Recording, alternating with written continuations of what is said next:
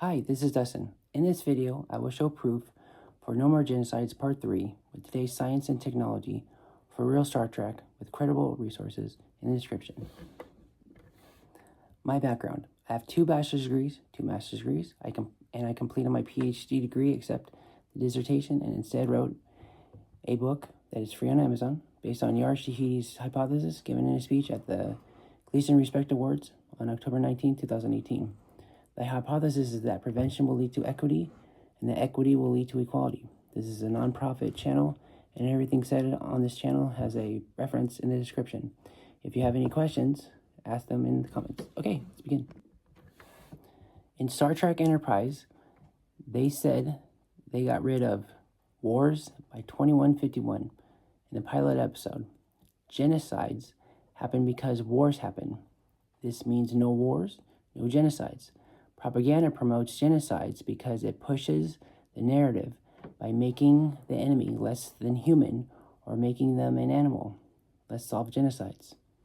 Humans of today are in an information age of 24/7 news.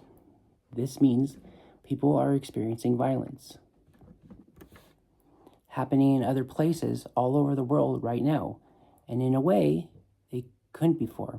All this information feeds a particular bias long known to scientists called availability heuristic. For example, if a person saw several news reports on car thefts, then this person would think that there are a lot of vehicle thefts in the area than there really are. Humans judge risk and danger according to how quickly examples pop into their mind. This type of thinking can also be for terrorist attacks, massive shootings, domestic terrorist attacks, murders, hate crimes, rapes, etc. Even though these violent acts are rare, a diet of news stories fool the human brain into thinking violence is much more prevalent than it really is. Why? This is because journalists do not report live from a country that is at peace. It is all about revenue and ratings because violence and sex grabs people's attention. The information the news is covering, like violence, can make people keep their guard up because they do not want to become vulnerable to that situation, or in other words, be the next victim in a violent act. They are pushing fear, but looking at scientific data shows that this is not the case. Since the hypothalamus, the emotional center of the brain, is older than the rest of the brain, it starts to process the information first. Once the prefrontal cortex, the logical and newer part of the brain, starts processing the information by looking at the facts, then the person can calm down.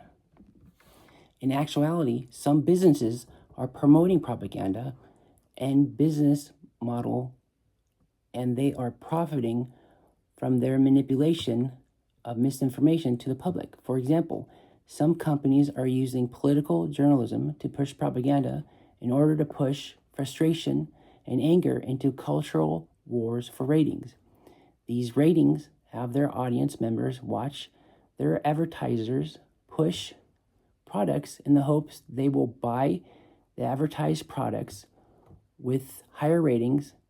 Then this means the political journalism companies can charge more money to the advertisers for more profits over responsible journalism to their audience.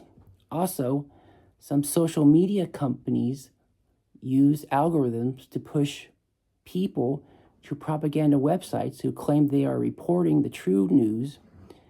Just like journalism companies, these propaganda websites or fake news websites use this business model to manipulate their audience in order to push more advertising so that the company can charge more money.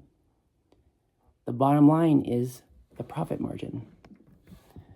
The news is important, but again, if a person is not able to reason their way out of the fear, then they will be scared and paranoid that it might happen to them by becoming a victim to the phantom violence. The first answer to beat this fear is to teach the science on how to read the news better. The teacher can revisit past news stories of violent acts and have facts on what is truly happening with what is being shown. The students will know that these violent acts are heinous, but are truly rare. The second thing is by having students study and then eventually use from 2 years old to graduation and then to adulthood with credible organizations that specialize in ranking or rating news programs for propaganda or political bias, like Advantes Media, which created a media chart. This chart evaluates news outlets on a vertical scale for reliability and a horizontal scale for political bias, or all sides chart, which provides ratings for media bias for left, right, and center based on editorial reviews and surveys. What this does is that it creates a smart consumer culture on where to find the best news needed to stay informed without being taken advantage of from political bias or from propaganda. Once consumers know the truth, then political bias and propaganda news organizations will be a thing of the past, because humans are smart and they don't want to follow stories that are not true. It'll be a waste of their time. The smarter the consumer, then the better capitalism works for the people. This means the market will regulate itself. By getting rid of the political bias and propaganda necessary to create genocides in the future, educating the audience on what true journalism is and what it can do for the average consumer can in the end help end genocides for good. This is the end of part 3. Live long and prosper.